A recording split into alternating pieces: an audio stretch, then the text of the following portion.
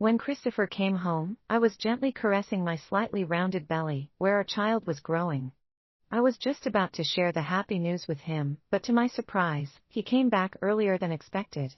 In our 10 years of marriage, it was the first time we had been so in sync. "Honey, I'm pregnant." I could not stop the smile spreading across my face, already picturing him picking me up and spinning me around like they do in the dramas. But that image never came to life. Instead, he pinched the bridge of his nose, his exhaustion clear. It made my heart ache. "Phoebe, Nicky needs your bone marrow." From the weariness in his voice, it was not hard to figure out who Nicky was. She was the woman he could never have, his one true love.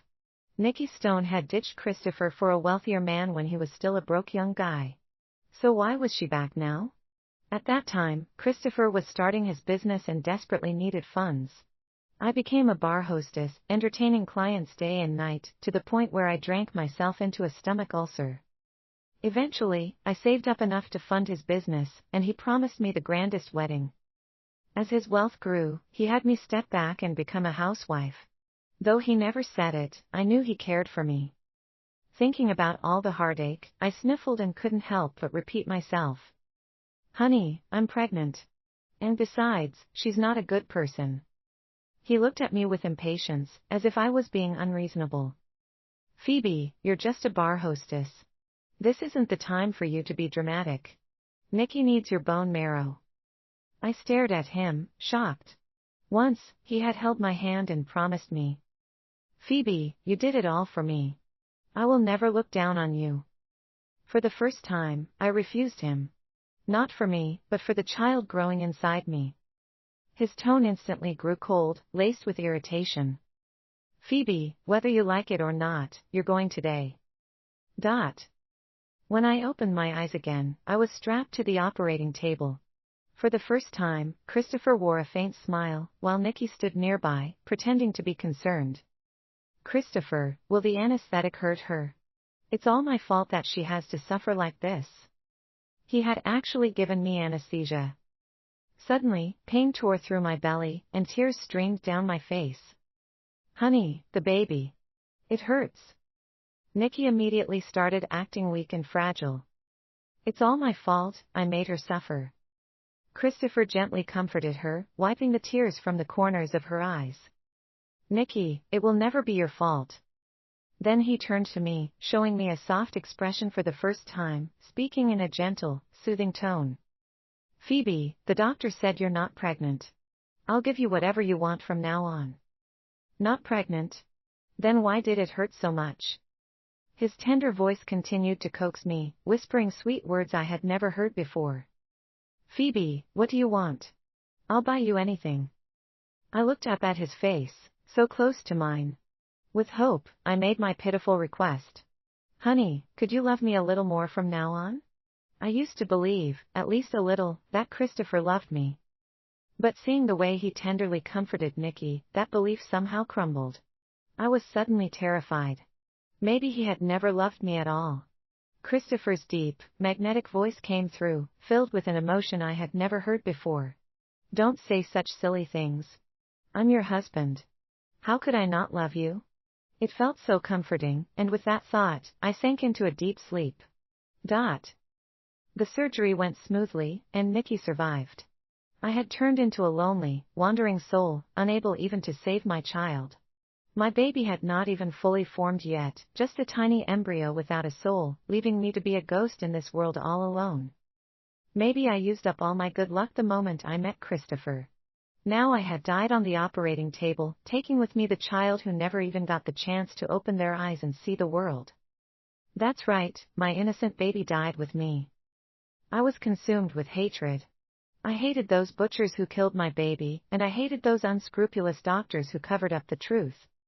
Christopher pressed a kiss to Nicky's forehead, completely forgetting that just before the surgery, he had sworn he would love me. A sharp pain shot through my chest. Wasn't I already dead? Why could I still feel pain? My mother-in-law, Sally Ford, rushed in, leaning against the door frame. She was out of breath, constantly wiping the sweat from her face with a handkerchief. How ironic. She had not even attended my wedding to Christopher, claiming she was too old and frail to handle the stress. Turned out, that was a lie too. Nikki is such a kind girl, nothing like that bar hostess. Good people always get their reward. Sally knew exactly why I became a bar hostess in the first place. The nurse looked at this family with a mix of emotions and gestured for the doctor to speak up. I noticed that this was not the doctor who had performed my surgery. Before I could think further, the doctor began to speak. Mr. Ford, Mrs. Ford has pa. Before the doctor could finish, Christopher cut him off impatiently. How much do you want? Just name your price. Sally waved her hand dismissively, completely indifferent. Why are we even talking about that woman right now? Can't you read the room?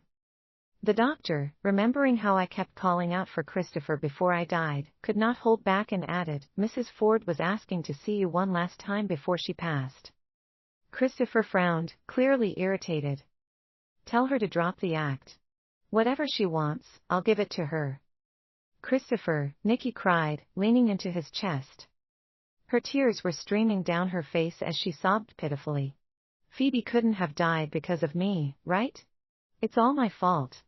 Just let me die. Christopher immediately grew concerned, softly comforting her. Tell her if she keeps pretending to be dead, she doesn't need to come back. She's being so dramatic. It was just a bone marrow donation, for God's sake. Dramatic. So risking my life to save his one true love was just being dramatic. Suddenly, I felt like I did not know the man standing in front of me. Christopher, didn't you say you would love me if I donated my bone marrow? Why did my child have to die while you're here whispering sweet words to another woman? The day Nikki was discharged, Sally made a pot of rich chicken soup. The smell wafted through the air, even reaching my nose. All these years of marriage, and I had never once tasted Sally's cooking. Christopher always asked me to be understanding, to be considerate of how hard it was for her to raise him all on her own. In the end, my understanding led me to death. As the nurse wheeled my body away, Christopher frowned and pulled Nikki close to him. Nikki just got out of the hospital. She cannot see something this unlucky. Hurry up and will it away. Christopher, you thought it was unlucky, didn't you? But that was your wife and your child. I wanted so badly to rush forward, grab him by the collar, and demand answers.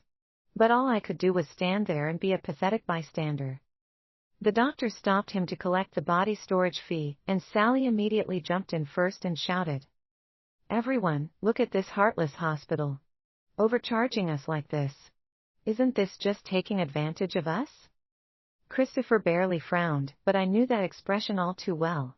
He was disgusted. I never thought he would be disgusted by his own mother. Money wasn't an issue for Christopher anymore. He just wanted to avoid trouble, so he pulled out a few bills and handed them over, not even caring who took them. Mr. Ford, about Mrs. Ford. Predictably, Christopher cut the doctor off once again. I don't have the patience for this game. Let her handle it on her own. He squinted slightly, his gaze settling on the exposed finger of my body. The wedding ring he had given me was still there. It was worth less than $400. My heart jumped into my throat, and a shameful flicker of hope rose within me. Maybe Christopher would recognize it. How cheap. His words pierced my soul. Christopher's company had plunged into its second biggest financial crisis since its founding. The first major crisis was caused by my father. Back then, Christopher had just been dumped by Nikki, and I swooped in, setting aside my pride to work as a bar hostess. My father was furious with me and caused a huge scene in front of the media. From then on, Sally hated me, seeing me as a curse on Christopher's life, and Christopher became cold and distant. If it weren't for you, all my hard work wouldn't have been wasted. Phoebe, no wonder no one loves you. You deserve it. What they didn't know was that later, I threatened my father with my life. Despite being a working-class man, my father scraped together hundreds of thousands to help fund Christopher's business. Nikki walked into the office, sniffling and teary-eyed, only to be startled by the lunchbox Christopher threw across the room. Who dares send trash like this to my office? Bring me food from that restaurant we used to order from. The assistant trembled and was too afraid to speak up. Christopher had stomach problems, so I spent my days perfecting recipes just to get him to eat a little more. I could not win his heart while I was alive, but somehow, after my death, I managed to win over his stomach. Christopher, I'll cook for you from now on, Nikki said, tears sparkling in her eyes, playing the part of the innocent girl perfectly. Christopher held her hand gently, giving it a tender squeeze. Your hands aren't meant for things like this. I could not help but laugh. Was I born to be his cook? Christopher was overwhelmed with work but finally managed to find time to come home. Everything in the house was just as it had been. Flowers I had arranged before my death still sat on the table, clothes I had hung were drying on the balcony, and the fridge was stocked with meals I had prepared. But sadly, Christopher would never see me. Even the meals I made could only reach him through the hands of his assistant. Looking back, I found it was clear that he never loved me. Phoebe, stop hiding. When you see a way out, you should learn to take it. He spoke to the empty air, but no response came. Christopher, who had always been pampered by me, had never experienced this kind of frustration before. In his anger, he destroyed everything that reminded him of me. The flowers I had planted were ripped out by their roots, the clothes I had hung were thrown carelessly on the floor, and even the meals I had cooked were dumped into the trash. After venting his rage, he dialed my number, muttering to himself that he would give me one more chance. I hovered above, taking in his disgraceful behavior. Bitterness was welling up inside me. Christopher, the phone that was always on standby for you would never be answered again. Christopher had been swamped with social engagements, turning down Nikki's dinner invitations for several days straight. Around the dinner table, the businessman made small talk, skirting around any serious discussions with him. It's almost 10 o'clock. Why hasn't your wife called to check in yet? One of them teased him. Everyone in Christopher's circle knew that his nagging wife would call like clockwork at 9 every night. Hearing that, I couldn't help but let out a bitter smile. No wonder Christopher did not like me, with how I used to be. But why did my child have to pay the price? Christopher paused for a moment, holding his drink. He probably remembered the days when I used to check up on him, but for once, there was no hint of annoyance on his face. She's giving me the silent treatment, he said. I could swear there was a slight chuckle. It must have been my imagination. The others at the table started offering him tips on how to make up with his wife, but no real business was discussed. In the end, Christopher drank until he threw up, and the business deal fell through. Instead, he walked away with a bunch of useless advice. Yet, he did not seem the least bit upset. In fact, he even went out of his way to stop by Newton Road and pick up roasted walnuts for me. Back when we were dating, no matter how much I begged him, he always found excuses not to get them. Phoebe, I brought you roasted walnuts, he said. He was swaying slightly as he wandered around the house, looking for me but failing to find any sign of my presence. It wasn't long before his patience ran out. He threw the bag of walnuts on the floor, letting them scatter everywhere. The ringing phone broke the silence in the room. A faint smile appeared on Christopher's face, but he quickly forced it back into a neutral expression. It isn't Phoebe. He sounded disappointed, his face blank again. Hello, Mr. Ford. Mrs. Ford had left your number on file. I'm calling to confirm if the 10th anniversary banquet will still take place as planned. Before I died, I had genuinely looked forward to celebrating our 10th anniversary. I never imagined that now, we would be separated by life and death. Christopher paused for a moment, and I was sure he would decline. Proceed as planned, and upgrade it to the highest tier package. I was stunned. What was this, a case of him losing his mind? My last memory of that night was Christopher crouched on the floor, carefully picking up walnuts and placing them in the microwave. What if she comes back and wants to eat them? I heard him mutter to himself. Despite his busy schedule, Christopher canceled all his plans for the day of our 10th anniversary. He hosted the banquet, and someone at the table commented on how deeply in love we were. For once, he did not correct them. I never showed up, of course. Eventually, Christopher smashed his phone in frustration and borrowed someone else's to call me. Phoebe, don't push it too far.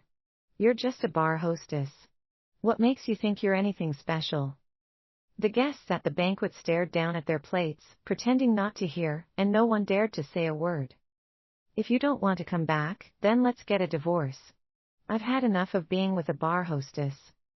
I watched him ranting drunkenly, my heart heavy with sorrow. People said the truth would come out when one was drunk. He must have despised me for a long time. But Christopher, if you hated me so much, why did you marry me in the first place? After that outburst, he began frequenting bars and clubs. Rumors of our crumbling marriage spread throughout the entire social circle. The reality of human nature was harsh and I thought I had seen it all. But I still underestimated how awful people could be. Never in my wildest dreams did I expect Sally to encourage Christopher to call my father. This is what he owes you. If it weren't for that old man, your company would have taken off.